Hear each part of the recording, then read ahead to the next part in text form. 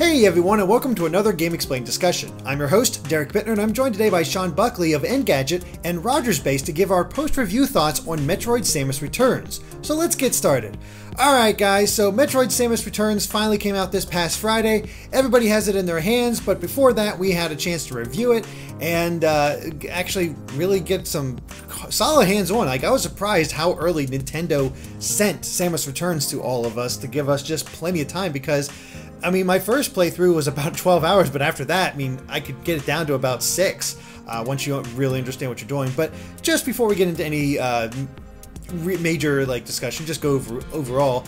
Sean, what did you think of Samus Returns, just on an overall basis?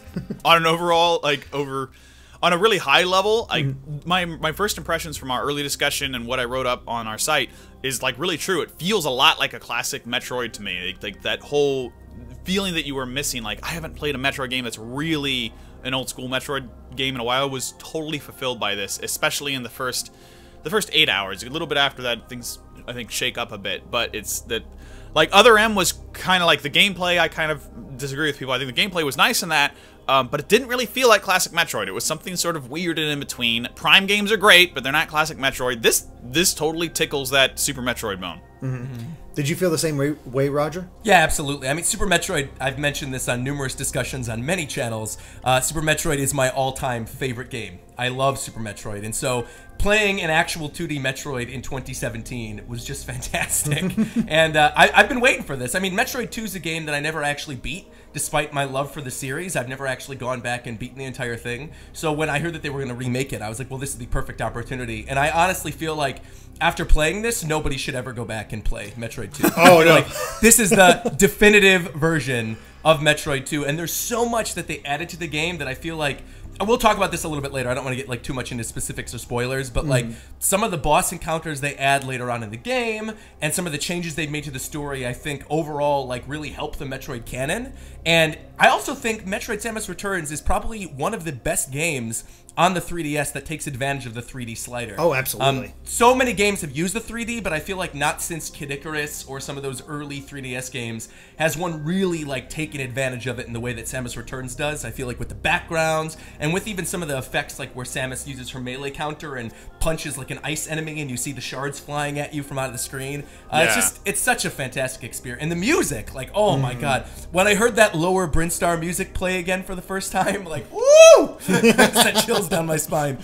Yeah, just all set for it. Yeah, it's funny. I've told this story before, but Metroid 2 was my first Metroid game, but I didn't know what the series really was. Yeah, I just had it on Game Boy randomly, and I never beat it, but I enjoyed playing it.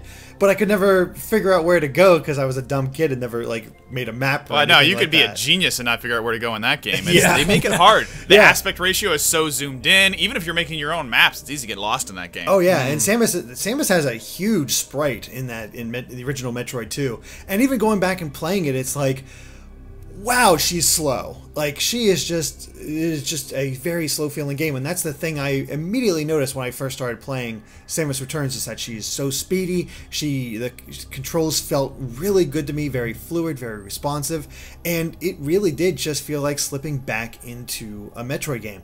Now, granted, I am not a huge Metroid aficionado where I try to speedrun each game, learn all the tactics, and really get a feel for her movement and everything else. But as a casual fan, it felt really good, and I think that's where I have seen some complaints about her abilities, because people are used to this, or they want this, and that's not what they're getting exactly. I saw some complain that you can't wall jump off a single wall. You have to go back and forth, and there's really not that many opportunities to do that in the game. But yeah, but that's sort of the structure. I compared it to Metroid Fusion, because you are just going area to area a lot of the time. It's not just one big open place, kind of like Super Metroid. Yeah, so it's the movement, I think, is what's key here, and we've talked about this before, and a lot of people when we talk about Metroid bring this up, is the feel and movement of a Metroid game is this.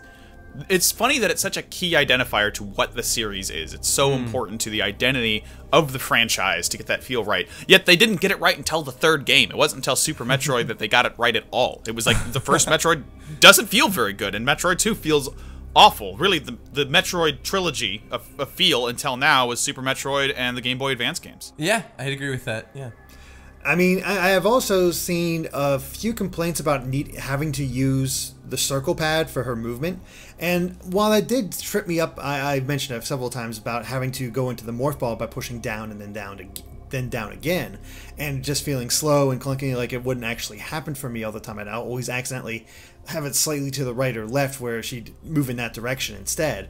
But then I figured out, of course, that you just tap the bottom screen and she automatically curls up, and I was just able to easily change that up and have everything so fluid. And otherwise, I thought the controls were spot on. I never really had any issues using the circle pad rather than the D-pad. Yeah, same. The only moment in the game where I had any issue was there's a chase about midway through, where basically you're being chased by a big enemy. I don't want to say like what it is in case someone doesn't want to be spoiled and they're listening, but like you're chased by this enemy while you're trying to get the space jump, and there's this one little moment, and I'm sure you know what I'm talking about, Derek, where you go through these little, they're like these little underground tunnels, and then you have to basically come out of morph ball mode and grapple up really quickly to get to the side. And during that one moment, I think I had to do that like 4 or 5 times, which is then when I realized, yeah, you tap the bottom screen, you can go in and out of morph ball mode. But I was like, why can't I do this fast enough? I'll tell you what, I had to repeat that sequence quite a bit that my first time. And when I finally got it, it was so close because they have that last moment when you get into that little crawl space and then they jam it. I thought I was dead because I was like, oh, I reached it, but I curled up at just like the last frame. Like it would have been straight out of a movie where you just like barely miss out on you know, like the person's foot and all that. And I think they did that on purpose too, clearly, because it seems like everybody I've talked to, when they get to that moment, yeah, it seems like the last second, and then the enemy slams its head into the wall, and you think, oh, I'm dead. This is the end of it. But nope, cutscene plays out like normal, and then you're fine. Yeah, exactly. Yeah, the mining robot chase sequence was like this weird point of contention for me, especially because I just came off like reading a bunch of editorials about chase scenes and how they're not always quite right. It really felt out of place to me because it was this highly technical, memorize an exact extreme pattern rushing mechanic, and it felt very much like a game mechanic that you could only really master it if you die a couple of times. It didn't feel like a thing that if you were good enough you could just get through it first time. And maybe I just suck at Metroid, but it took me 3 times to beat it, and that was sort of annoying to me. I'm like, well, whatever. As long as there's only one of those, I guess I don't mind too much. And maybe we'll get into this in a few minutes, but everything with that robot, I hate everything with that robot. Wait, what? Yeah, I actually can totally see that. Now, I personally like the chase sequence. I did die quite often to it, but fortunately there is a checkpoint after each section of that sequence, so I didn't mind it too much, but you are right, you did have to learn. But then when I replayed it, I was able to get through that section in one try, so it is all about actually knowing the sequence and being comfortable with the controls. I like that I surprised Roger. I'll explain more in a minute. I don't hate everything with that robot, but I hate a few things about that robot. I was like, I like that enemy. I like the chase scene, and I like the actual boss fight. So. I like the enemy. I don't like the chase scene, and I like 65% of the boss fight. I like the chase scene, and I enjoyed the boss fight until the very final phase. Do we want to talk about that, or is that a spoiler? No, we'll just put this right out here. Like, there are going to be some spoilers in here, but hey, the game's out already. You hopefully had a chance to play it, so you're just hearing our thoughts on this. So there will be some spoilers about gameplay segments and probably the ending and all that. So just be warned about that. But yes, let's talk about this boss. And I will say right now, when I first encountered him, started the boss fight, I'm like, this is a awesome boss. I love everything about this, the dodging mechanics, me learning how to do, figuring out what needed to happen, the fact that I was using so many different abilities, which is always a fun part for me, when you really have to use the things you've gathered up to that point.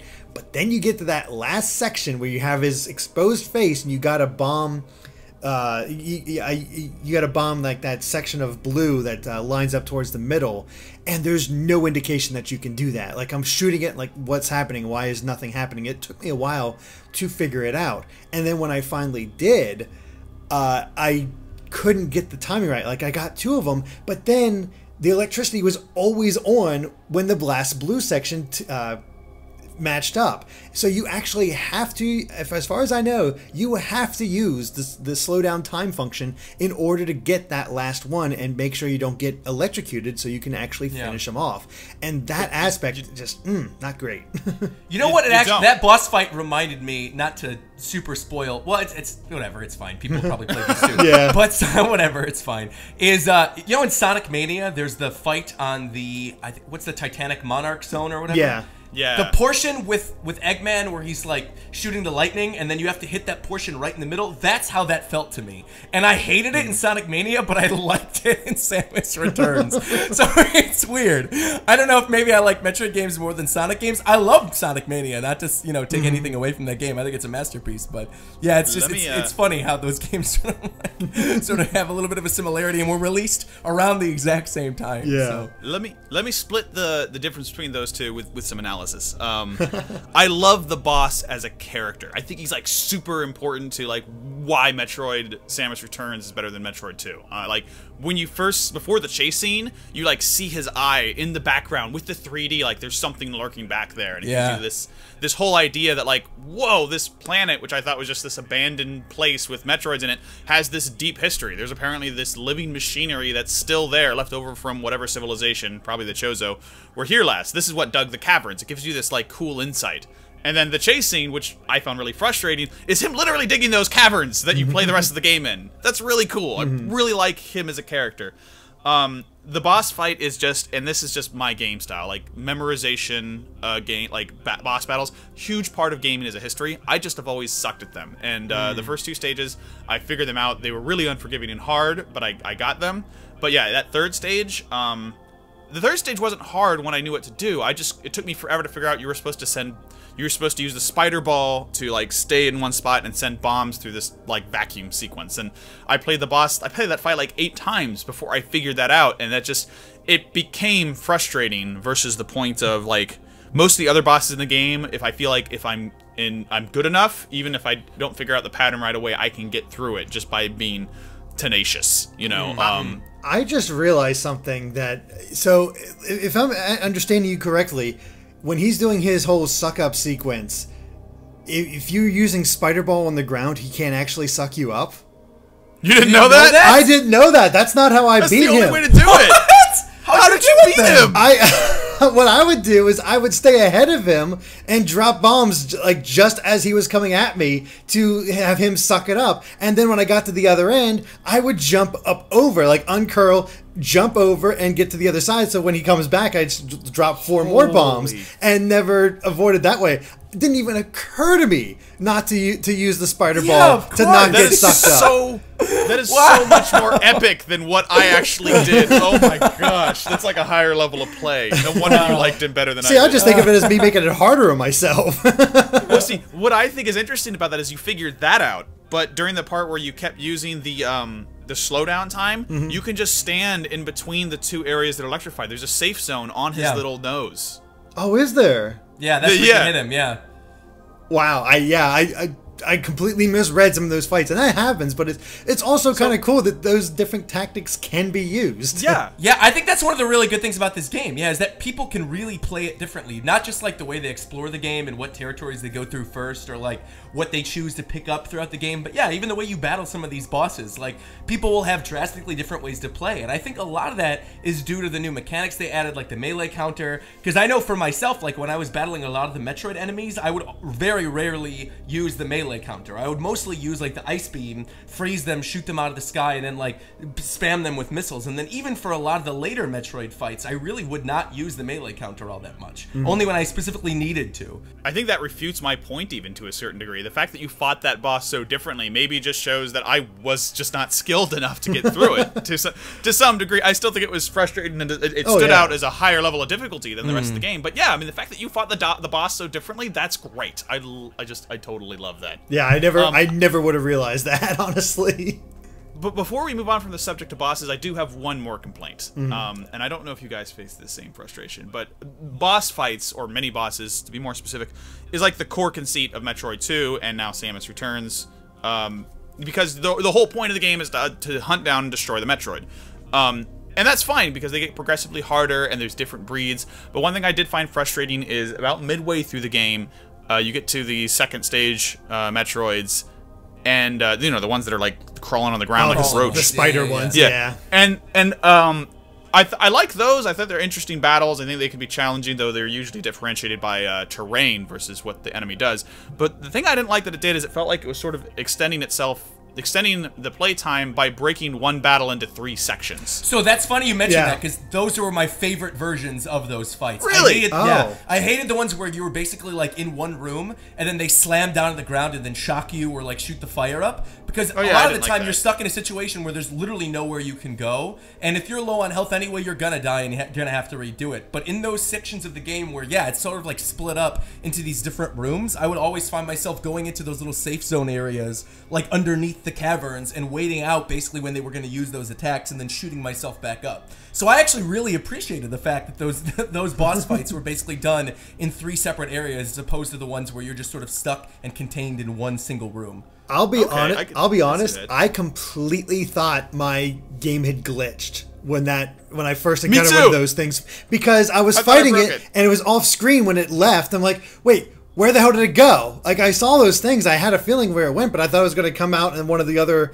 holes that were around. Like, where did it go? And I did not. And I was also very, very stubborn about not using the scan pulse Aeon ability, because I'm like, that's not. I was like, that's not real Metroid. That's, you have to really look for yourself and not use that and do your exploration that way. And so I never thought to use it, but then it kept happening. I'm like, man, I'm desperate to try to kill him before he runs away. Like, just deal out as much damage as I can, but he'd always leave. And it wasn't until like, I think 2 or 3 tries later that I realized, oh, he went to a completely different room because I used the scan pulse. So moment. I kept rebooting my system because I thought I'd found some glitch, and I was like, oh, I hope I didn't break the game. I love you guys. This is great. Yeah, it's really funny to see how each of us played this. I mean, what I did like about that is it gave this sense of trace, especially when you had to find them for the first time to start those 3 different rooms. Because that was really cool, because it really felt like I was hunting them, not just stumbling across them when I find their room. But I'm like, oh, there's one near here. I need to crawl into its hide-a-hole and find. That was a really cool way to do it. But like the 3-room separation. Maybe you're right. Maybe it was a gameplay switch up that worked for you, Roger. For me, I just felt like it's like, man, I could have beat this guy and moved on. There's actually multiple things I like about the room thing that we haven't even talked about yet too. Is like in the few times that does happen, there's usually enemies that are in that like middle room between the 3 that you have to go between. And that, not to bring up more Sonic Mania things that like parallels, but like, you know how when you're going through some of the boss fights in Sonic Mania, you'll maybe run out of rings and they specifically place 3 rings for you, so then you basically get a little bit of health back and you have another shot. That's kind of how it felt to me at that point in the game, because I felt really underpowered by those boss fights within the game. And so when you basically go out to that main room that splits out into 3 different rooms and there's enemies there, it was almost like the game telling you, okay, here, hit these enemies, get a little bit of extra health, compose yourself, and then go back in the other room and fight the spider. So that was another thing I appreciated about those breaks. Yeah, I like that too. That was a really good design function. You know, make it, you know, because it is a pretty major step up in difficulty. Like each time I fought a new form of Metroid, they kicked my ass. There's no doubt about that. They were just brutal at times, and you know, you finally figure out exactly what you need to do in order to get past them. And but that's the thing. It was so satisfying learning the patterns, figuring out what you needed to do, and countering them depending on what they're doing. And even later on, I did not figure out that you could use the ice beam, a charged ice beam, to to shoot them down. Of course. I'll be honest. I never figured that out ever. I never once froze any. I only froze the original Metroid form, like at the end of the game, floating around. That's the only one. The other ones, because I think I was remembering in Metroid 2, the only one that the ice beam affected was original form Metroids. It was the others were impervious to it, I thought. So maybe I'm wrong about that too. But so I thought, oh yeah, that's no way that's gonna work on them. So I just didn't even try. So yeah, what I did is I'm used to the other Metroids. They just have to do a quick shot in order to freeze them for a little bit, and that never happened. It was damaging them, I could tell that, but it wasn't freezing them, so I never bothered. And then for whatever reason, I used I know why, because I was trying to do a speed run. I was out of missiles, so I was using a charged ice shot, and so it froze their stomach, which prevented them from using those elemental attacks that would block your melee counters. And that would have been so much better. Yeah, it's like, oh my gosh, there's a tactic to get around like that. Again, I like that aspect. You don't have to use that. My tactic was just making them go into the wall so they stun themselves and then shoot them with missiles, and then use the melee counter as soon as it was available, like really learning when they're going to do it so I can just lay into them. So again, it's really fascinating to see how all three of us handled them in very different ways. Because you said you figured it out right away, right, Roger? Yeah, right away. Yeah. I think that's like just like what you mentioned though. That's the beauty of Metroid. I feel like the games are always so open, and you can basically beat them in whichever way you want. You could choose to go 100%. You could choose to speed run, and I think that's probably why the game was designed that way. Was because certain areas of the game you could basically rush through, and using these advanced techniques, you could basically hammer into these boss battles. But if you're playing through a different way, and you like exploring, and you need those break rooms to get some extra health, I don't know. I really appreciate that. I think the developers did a really good job with capturing that spirit of Super Metroid while at the same time creating a whole new retelling of this game that, like we brought up earlier, really was nothing like this and not anywhere near as deep when it was first released in 1991. Mm-hmm. Absolutely. I do want to, like, going off of that in these boss fights, I want to talk about the difficulty, because I don't know about you guys, but I was shocked how much this game was kicking my ass at the beginning. I was dying so many times. Unfortunately, they have a nice checkpoint system, so it's not as brutal as going back to your last save point. I think they realized that was sort of the difficulty. But even just in the late game, as I was gathering stuff, I would just sort of running past enemies, and I'd look, and I'd be down to like a quarter of health. Like, what happened? Where'd all my health go? But that's just because each enemy hits you like a freaking truck. This makes for a very difficult game that I actually would, if you're interested, like I think I actually said that if this is your first Metroid, I might look elsewhere first. Like, I'd start with Zero Mission, which is definitely an easier Metroid game. This one puts you through the ringer. I think I know why that is, and I have mixed feelings about it. I really like the counterattack. I think it's fun. I think it'd be really satisfying. But like, every enemy has a counter animation. Every single one will charge at you, and they can get overwhelming. And if you don't master that counterattack, it can be.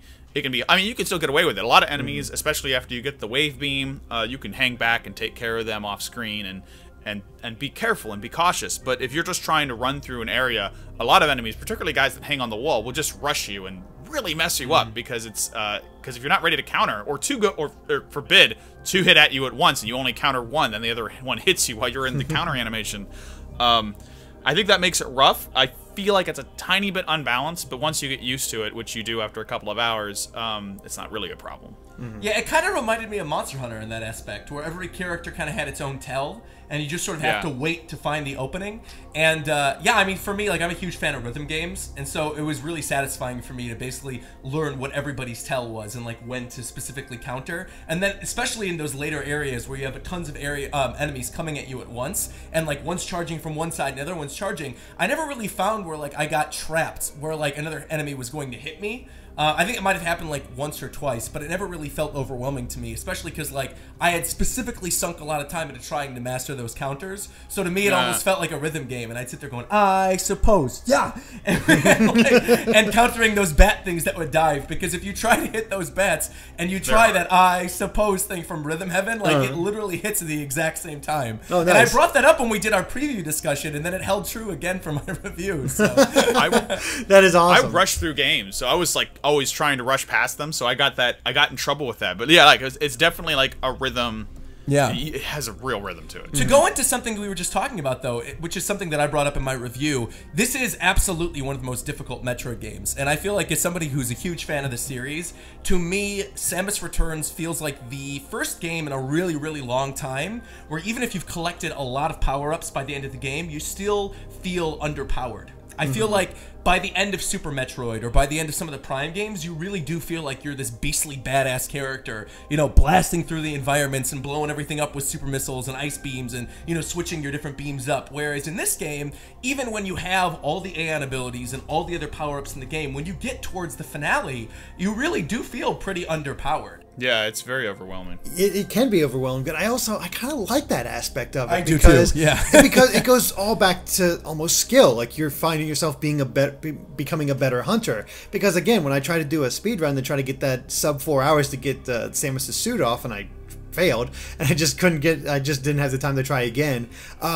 It was night and day from the first time when I was still learning the melee counter and getting the timing just all wrong all the time and taking so much damage and just being like, I suck at this, and then going through again and just being like smack, smack, smack, and just getting through it with no issue whatsoever. Just like, I really did feel like, I am actually, like, I've actually gotten better. You can feel it tangentially, and I think that makes it so much more satisfying rather than just, I got this item and now I can kick ass. And I do think that the game, not to cut you off, Sean, but I do think this is the scariest Metroid game that's ever been made. I think, like, with the sound design and the tension, just like you were mentioning, the enemy designs and their tells, everything comes together in this package that is, like, genuinely terrifying when you're going through it for the first time. And yeah, like you just mentioned, once you actually get good at the mechanics and you run through it the second time, you're like, wow, I've actually gotten better at the game. But that first run through is genuinely scary, and it makes me kind of want them to add more horror elements into Metroid in the future, because I think it really works here.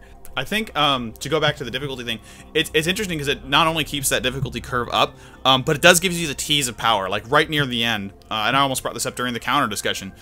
I remember I got the final upgrade to the beam, and I was like, I can finally shoot those little guys, like the swooping flying dudes that are everywhere, before they hit me. I'm finally powerful enough to do that. But then I got to the next section, I couldn't do that anymore.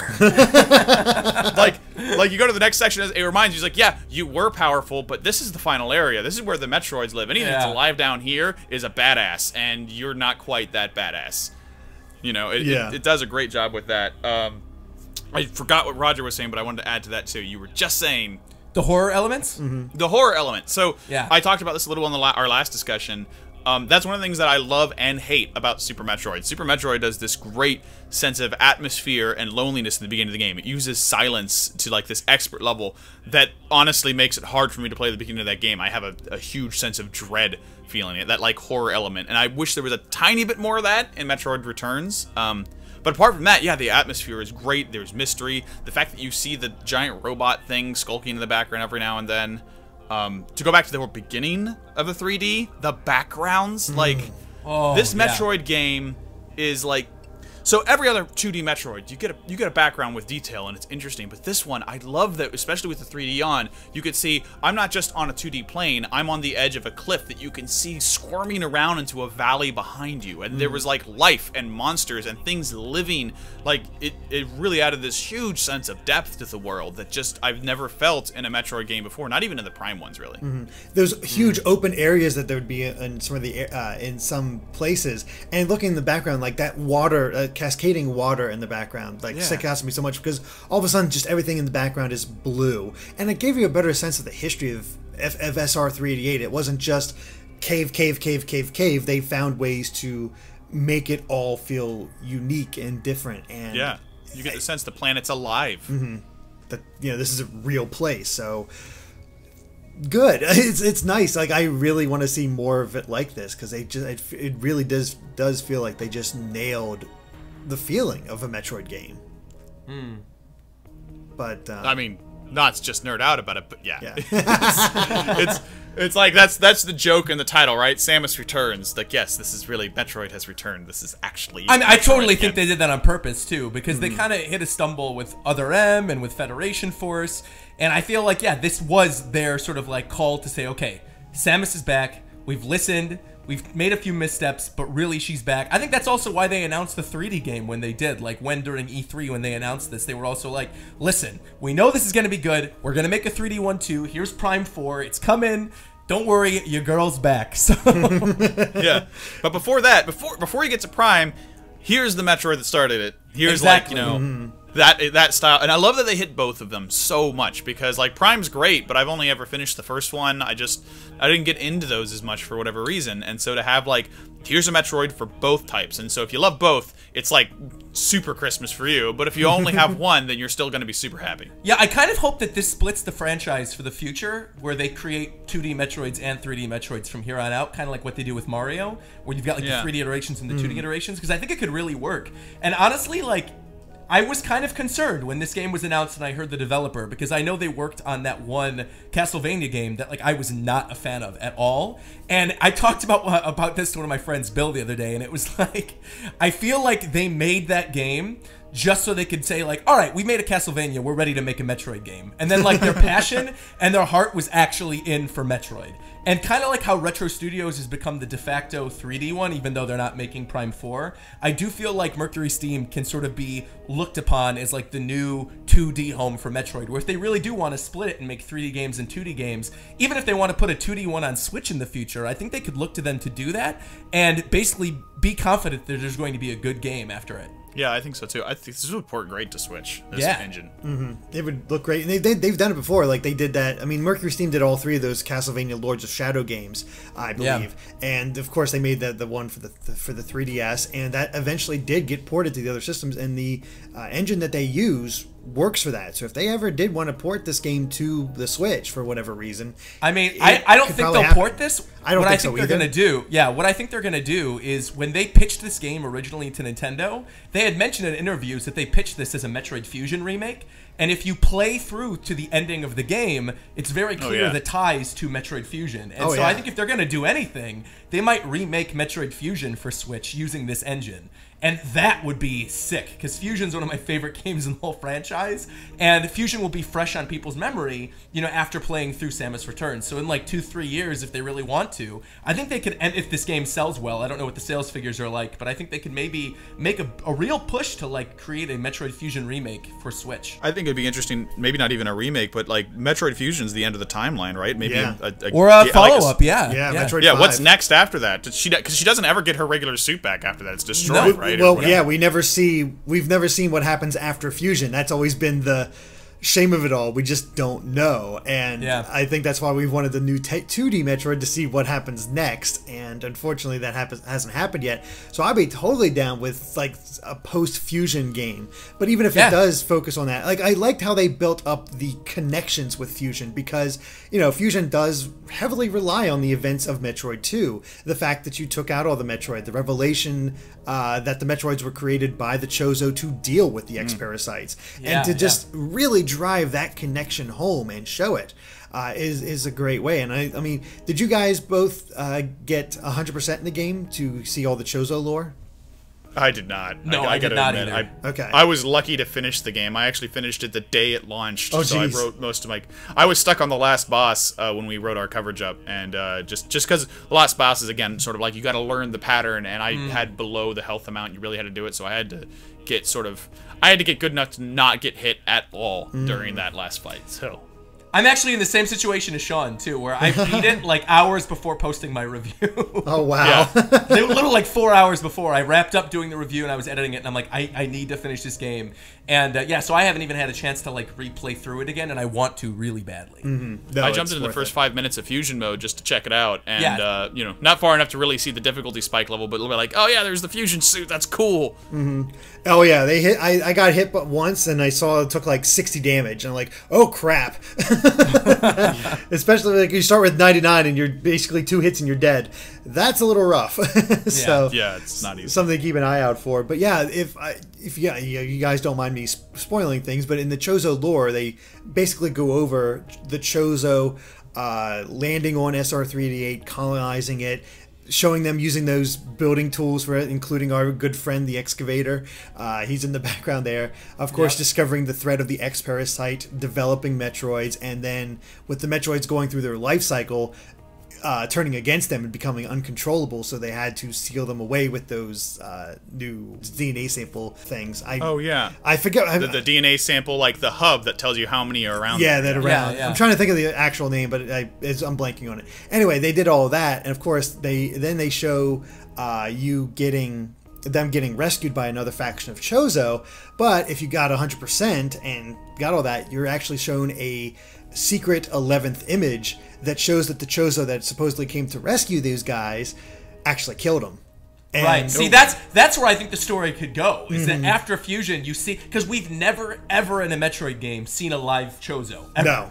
And that is such a cool story possibility. Like, if they could actually have a Chozo as the big enemy villain, for the next game, like, and on top of that too, like, not to get too much into like tangential discussions, but dude, like, I feel Chozos are such an essential part of the Metroid lore, and as a huge fan of Super Smash Brothers, I feel like a Chozo-type character would be such a perfect secondary character to add for the Metroid franchise.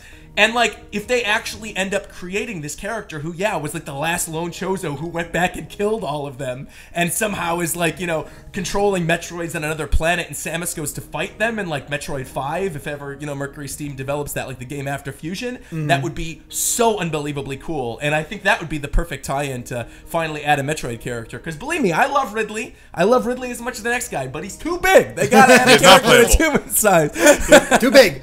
That's and you don't want a Federation Force guy in Smash Brothers. No, That's absolutely not. No. Yeah. I want them as assist trophies that just jump off the stage. There you go. But from a story perspective, Roger, like, they should steal that idea. That's a great idea because, like, I don't know a ton of Metroid lore, but I know, at least unless they retconned it, Samus was raised by the Chozo. Exactly. She has this, like, affinity for them. So, like, there's one left, like, and then it turns out to be, like, an enemy. That's, like, a huge character arc for him. So maybe something that could explore her character better than other M did. Yeah. You know? Oh, it's totally possible because she was infused with Chozo DNA, which is why she can use their technology, and she was also in Fusion infused with Metroid DNA. So she has all these combinations in her, which of course would make her attractive to the Chozo that could be potentially be these enemies, and it would be so cool. Like, there's this great story potential for a Metroid 5, wherever they decide to do. Maybe even actually finally be Metroid Dread, you know? Dude, you could have her going to like confront this old Chozo guy because, like, she wants to reconnect with her family, but also she needs someone to remove the parasite DNA from her suit so she can go back to normal, and all these. Oh, there's so many different betrayal opportunities there. That could get really dark and fun. Well, I also think, like, within the canon of the, not to get too much into it, but, like, in the canon of Metroid lore, Samus's human parents were eaten by Ridley. Yeah. And then she was raised by these Chozo, but we never, I don't think, ever find out what happened to her Chozo parents.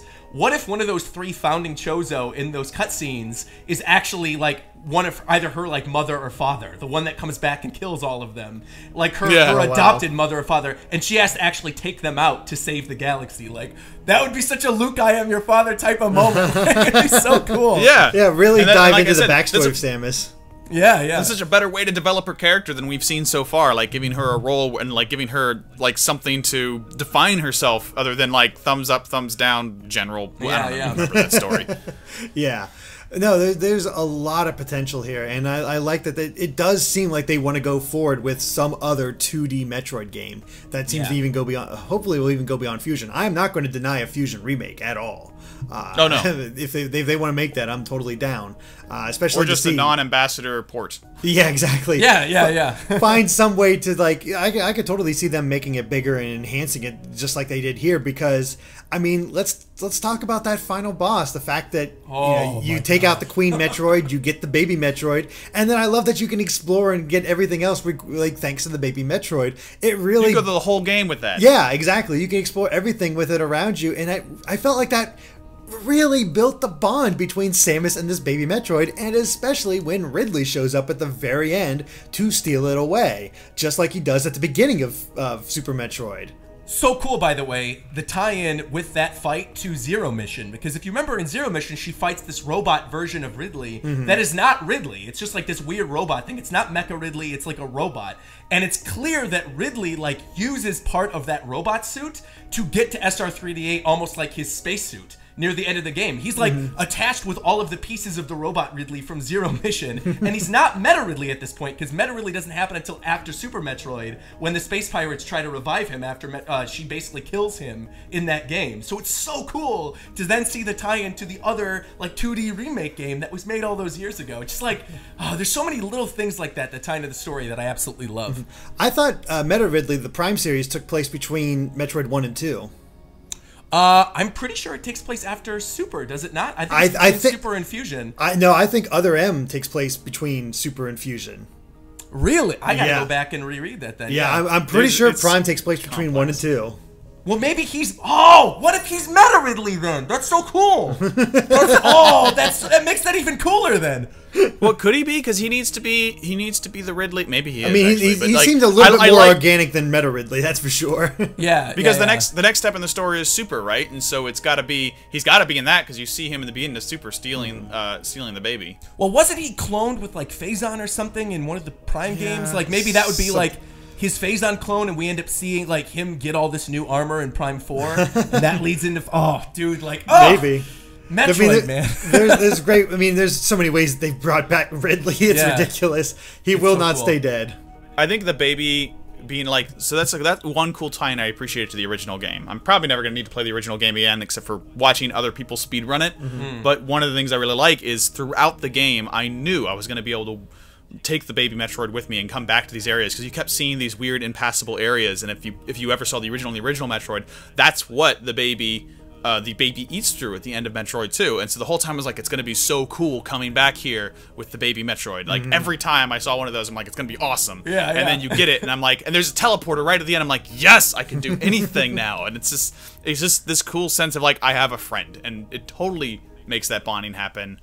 I think they did a really good job of delivering on that better than they did in the original game, and maybe even better than the flashback scene in Super Metroid, which told the whole story for me the first time I played it. Yeah, I could definitely see that, especially because you just got that sense and that protective element, especially since the baby Metroid saves Samus more than a few times against that that fight against Ridley. And I love how intense the fights between Samus and Ridley are getting anymore. Like they are really pushing that rivalry about how these two are just kicking the crap out of each other. Like Ridley he's the Bowser to Samus. He's like the big recurring villain. And like Ridley was always a big part of the story of Metroid, but like I think prior to the Prime games, he was not as huge of an enemy as I think a lot of people now give him credit to be. And now it's just like you mentioned, it's very clear where Nintendo is now saying, no, he is like indefinitely the main arch enemy of Samus. Like there's Kraid and there's these other enemies, but Ridley is like the number one. Ridley's like the lead he's like the face of the space pirates. Yeah. Not really the main enemies of the game, but they're the ones causing all the trouble. If they weren't continuously trying to clone Metroid to take over the galaxy, there wouldn't be an issue. So he's the face of that organization. So yeah, he's huge. It's great. I really enjoyed that final fight. Like taking what we know about Ridley, all of those tactics he's used in the past, and expanding upon them. Again, having to use a lot of the moves that you've gotten up to that point. Also, kind of like the fact that you can't use missiles against him. He's immune to missiles, so you have to really rely on your beam weapons and take him down that way. And it just, again, like him apparently being dead and then opening his eye and having that little like horror like string moment, and then Samus getting thrown into a wall by him. It's just it's so great. I really appreciated Ridley as a final boss, especially again, as we said before, just before that connection to Super Metroid. Like, yep, he's not really dead. You really should have blown his head off, Samus, but there you go. It had a total fake out for me though. Like that fight was so epic, but at one point, like in the last stage, the little Metroid helps you out.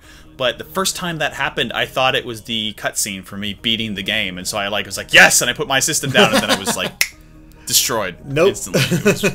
It's a harsh, intense final battle. I don't think it's unfair, but it's like the boss earlier. It's one of those things where you got to really learn what Ridley's doing to get around some of his tactics, and it's satisfying when you do, though. I mean, I ended up taking down Super Missile's work, but it was almost entirely beam work by the end of it, because it was just the best way to fight him. Yeah, absolutely. Yeah, I ended up using that Aeon beam burst thing where I would just like into him with, especially because after each phase he'd give you more, so I was just like, I'm gonna unleash this.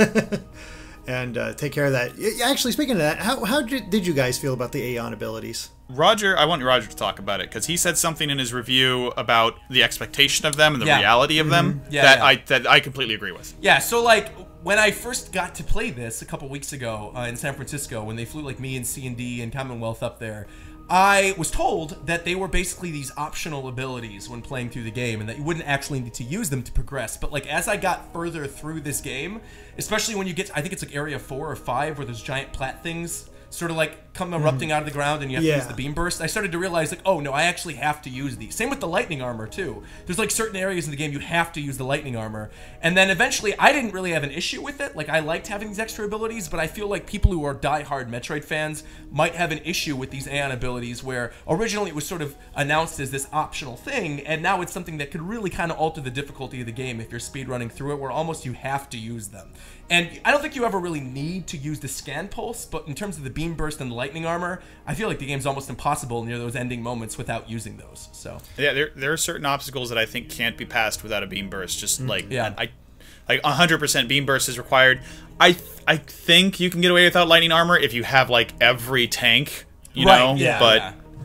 But yeah, essentially they're essential. Those plants that you have to take on, like there's ways to get around it without using it, but it definitely does take longer. It was much easier to just turn on lightning armor because I was the same way. It sounded like you were gonna have very limited Aeon energy and you have to like use them well. But then I'm playing through it and I'm like, no, you have plenty here. They are really encouraging you to use it, and in that way I kind of enjoyed them because again it was like all the other returning abilities and stuff that Samus, all the upgrades Samus would get are stuff we've seen before. These are brand new, and to have like a lightning armor where you can take less damage or get through areas through that burst ability, and then of course slowing down time rather than having the speed shoes. That was a great compromise and really, I think, helped make it stand out on its own just that little bit more. For sure. Yeah, I actually liked it a lot, but the reason I wanted Roger to answer it is because that was a thing that we were all told very early on. There's like these are optional, and they're not optional. I don't have a problem with that. I think they're great additions, and particularly the speed shoes. I like, well, not the speed shoes, slowdown. I think that's a great interpretation of Samus moving fast.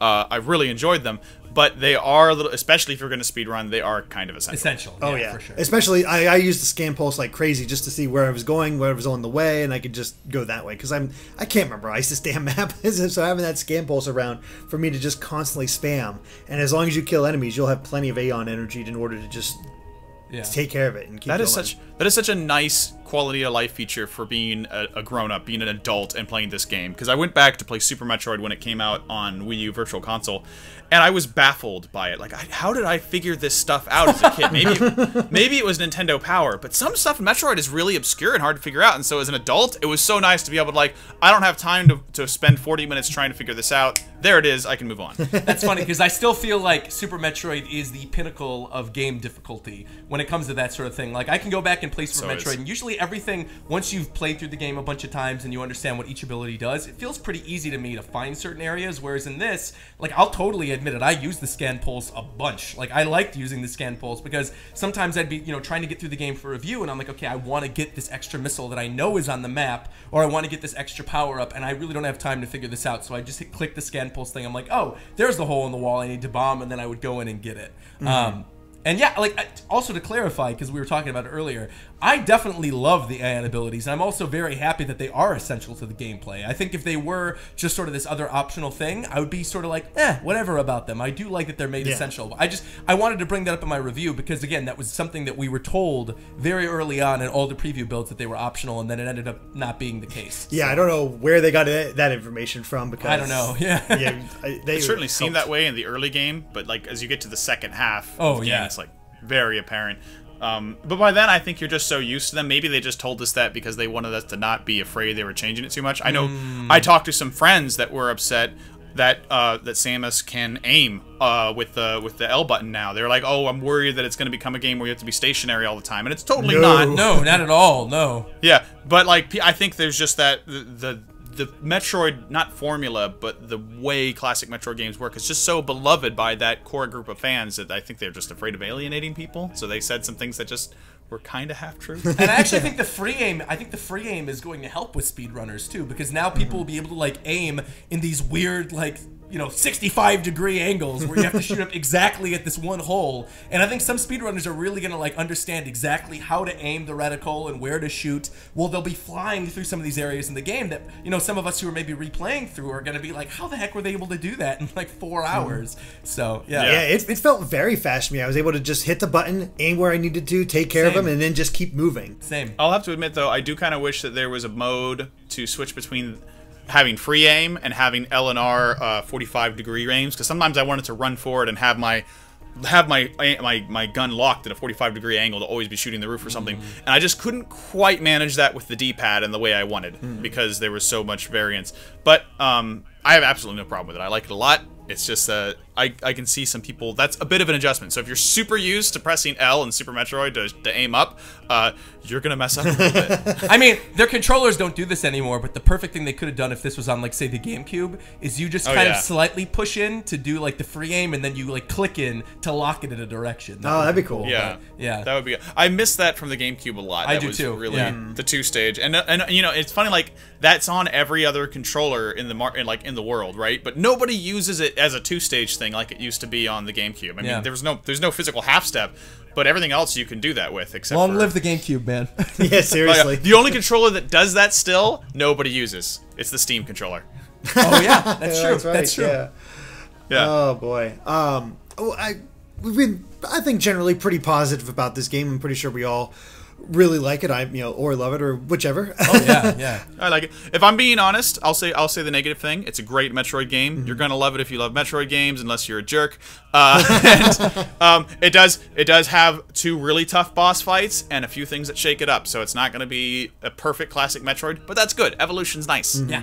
Yeah, absolutely. So that's what I was going to ask, is like, what weaknesses stood out to you? Because I know the one that comes to my mind immediately, it's not going to be a weakness anymore, but I feel like the conveyance of it was just very poor. And did you guys come across those red spike rooms where you had to get past? Yeah, with the power bomb?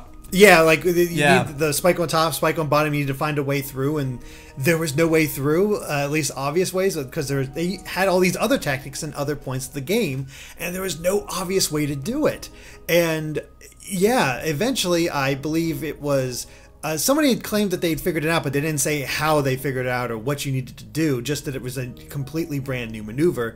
And then Gerard took the time to figure it out fully and told the bunch of us. But we were still like, even before that, we were like, did you try this? Did you try this? Have we tried this? And just trying. I actually to don't get think it I know all what you're talking about. So there's basically these wow. little tunnels in the game where there's like an orange spike on the bottom and an orange spike on the top, and there's a very little way that you could pass through. And there's really no other way to pass through other than if you're spider balled on a wall and then you shoot a power bomb, and it'll shoot you horizontally across the map to get into one of those awesome. And I actually never figured that out. I forgot about those. The only reason I figured out how to do that was because about halfway through when I got the power bomb, I was spiderballing up a wall, and I just, like, for whatever reason, clicked power bomb instead of clicking like the regular morph ball bombs, and I blew through to the, like, and I slammed into one of the other walls, and I realized, like, oh man, I bet I could use this to rocket through those areas with the little spikes on them, and then I ended up figuring it out. Yeah. But that's really cool. I didn't it was even know accidental about that. when I found out. I would not have known had I not accidentally clicked the power bomb. I spent hours trying to figure out how to get through that because it just never occurred, because it never did that before, Yeah. I like that, though. That's something I felt was missing from the game, is weird secrets that are hard to figure out. Like, that's something I love about Super Metroid, how you can equip weapons in different combinations and get new beams that you didn't normally have, or how you can equip them weirdly and have, there's like secret weapons in that game. There's the thing where you can use a super bomb to regenerate health, and I didn't know if those were in those games because I'm never smart enough to figure them out. So it's cool to figure out, to hear that that's like one of those kind of Metroid secrets. Yeah, I mean, it's again, it's cool in retrospect. I will never have that issue again. That's the thing. Yeah. But it's that first time, it was some major frustration because I wanted to get 100%. Yeah, I feel like that was my frustration. Wasn't that so much as the boss things I mentioned before? Just I felt like, I mean, Roger loved it, so I'm wrong maybe. But the 3-stage the 3-stage thing, I felt like that was just kind of dragging on. I'm like, guys, this game's already plenty long. You don't need to make these boss fights a little harder for me. But and I had some trouble with the counter. But again, it's all stuff that I adjusted to, and none of it is anywhere near being a deal breaker for the game. Oh yeah. So any spots that struck you as any particularly bad or just not for you, Roger? The only thing that I didn't like, and I specifically brought this up in my review, was the first 8 hours of the game. And I'm saying like first 8 hours, even though it'll probably be like the first hour if you're speedrunning it. But the first 8 hours of the game, when you're battling the same type of Metroids over and over and over again, that to me just got a little bit repetitive. I think the game, once they did introduce those later on boss fights that were really unique and like the harder versions of the Metroids, then I really started to appreciate the bosses in this game. But in the first like half of the game, I felt like, okay, I'm just playing the same thing over and over again. And to me, the hunt for the Metroids became a lot more fun than the actual Metroid fights themselves, which was not necessarily the case later on in the game, where like the hunt was really difficult. And I was like, all right, I need to get through this so I could finally get to the fight. And then at that point, I'm revved up and ready to go, and I'm blasting through the alphas and the omegas like, yeah, take this. So yeah, that was my only real complaint with the game, was I felt like the earlier portions of the game were a little bit repetitive when it came to the boss fights, and the hunts weren't as fun when you basically go through and you're trying to beat all those again. But again, I haven't actually like replayed through the game, so maybe because I know how to beat them now, I'll basically breeze through that. But yeah, when I played through it the first time, that was something that really stuck out to me. Beyond that, like, I'd say the only other issue I had was the controls when you go into Morph Ball mode from when you're actually controlling with the circle pad, but that's something, as we brought up, I eventually discovered I was just wrong about, because you tap on the bottom of the screen and you're able to go into it. Yeah, I found that out entirely by accident. Yeah, kind of like the power bomb thing, so there you go. Yeah, exactly. Yeah, on the whole, yeah, I loved it, and I feel like this is honestly the best Metroid game since Zero Mission. Don't get me wrong, I love the Prime trilogy, I love Prime 2 and Prime 3, but even in those games, there were things that like I had a lot of issues with in terms of the pacing and in terms of some of the boss fights and the repetition. And I feel like none of those issues really come to play here beyond the first 2 hours of the game. And obviously, I'm stoked for Prime 4. I think it'll be amazing. And obviously, I freaked out when they announced it. But I do feel like this is between Prime 2, Prime 3, Other M, Federation Force, and what else has come out in between then. I feel like this, hands down, takes it above all those games. Yeah, it really feels like they learned from the past this time around. They took what worked, found out what they could use differently, and I want the melee counter to come back. I love that maneuver. I don't want a Metroid game without it now. Yeah, for sure. I think that would be really cool in Prime 4, to be honest. Like, that you can make that work in first person in a way that I think could be incredibly engaging. Oh, yeah. When something's charging directly at the screen at you and you basically have to just click at one point and then it shoots out of this cool third person thing, it'd be dope. Yeah, I'd love that. Right. And melee moves and first person experiences can have this really satisfying appeal, like to the fact that in the new Doom, which is now coming out on Switch, crazy. Oh my god. like they made a huge mechanic of the game is doing the physical melee kind of counterattack is a huge part of that game, and it feels amazing. So integrating that into a Metroid game, I could totally see that being great. Yeah. I could see that easily being something too that they'll put into Prime 4, because Prime 4 isn't being done by Retro Studios, it's being done by a new team that's pretty much headed by the same developers of Super, which I think is kind of funny to me. It's like a bunch of new developers mixed with the people who worked on arguably the best game in the franchise. And so I feel like if they see what they did with Metroid 2 and they go, wow, this is like the best game since Zero Mission, we should take some things that they did right in this game and they implement them into 3D, I think it could come out awesome. Oh yeah, there's a lot of potential there, and it's just it really is great to have Samus back on track, and the game clicked on with me on so many levels. It was great to have it back. I don't know how the hardcore feel about it, but as a casual Metroid fan, this hit all the right buttons for me, and I love the game. Yeah, as someone who fell in love with the series with Super Metroid, I mean, again, the Prime games are great, but I kind of agree with Roger. This is the best one for me, not only because it's just so well made, but also the traditional, the Super Metroid successors and spiritual successors, that's my Metroid, and this is very much my Metroid. Yeah, to me, I feel like this is now an easy top 5. I think, like, when you go through the franchise, you're always wondering, like, what have been the top 5 games? And always, most people would put in at least 2 of the Prime games, but now I feel like the top 5 to me is probably this, Fusion. Actually, I think I like this more than Zero Mission, I even think, too. I think this and Zero Mission are kind of neck and neck. I'd say it's probably, like, this, Zero Mission, Fusion, Prime, and Super Metroid. I'd say that's a pretty conclusive top 5. Yeah, I'd call that a pretty good top 5. Yeah, I'd put those as my tops too. Yeah, same here. No question, no debate. Same here. Absolutely. But, alright, well, I think that covers it for our Samus Returns discussion, so thank you for watching, and if you like this video, be sure to like us on Facebook and Twitter at GameXplain. And, Roger, where can we find you at? Sure, you can find me everywhere at RogersBase, RogersBase. I do gaming, anime, and manga live reactions and reviews on my main channel. And then I also have a secondary channel, Game and Vlog, which is like Game and Watch, but instead of watch, it's vlog. And that's also linked on my main RogersBase channel as well. So you can check out both of those. I have my review of Samus Returns up on my main channel, along with the preview event that I did in San Francisco a couple months ago. So you can watch both of those. And then I did an unboxing video of the 3DS XL, the Samus Edition, the Amiibos, and the special edition of Metroid Samus Returns, the American version, on Game & Vlog. So lots of Metroid content for you. Yeah, I'm becoming a Metroid tuber now. Yeah. Seriously, that's what I felt like for a while with all the Metroid videos I was posting with guides and crap. What about you, Sean? Where can we find you at? You can find most of my gaming coverage, including my coverage of Metroid Samus Returns, on Samus Returns, I keep mixing them up, on Engadget.com. That's ENGADGET.com as a writer there. But you can also find me on YouTube and Twitter and Twitch at Seanicus, SEANICCUS, where I review mostly old cartoons like and reboots like DuckTales, but I also have videos about gaming. I have a whole bunch of stuff about Iwata and Breath of the Wild, and a bunch of short reviews about things like Destiny 2, Yooka-Laylee, and all sorts of various things. And more coming, but I'm lazy, so not that fast. Eventually. And don't worry about the mixing up. Nintendo already did that themselves on the back of the Amiibo box. I know! So, yep.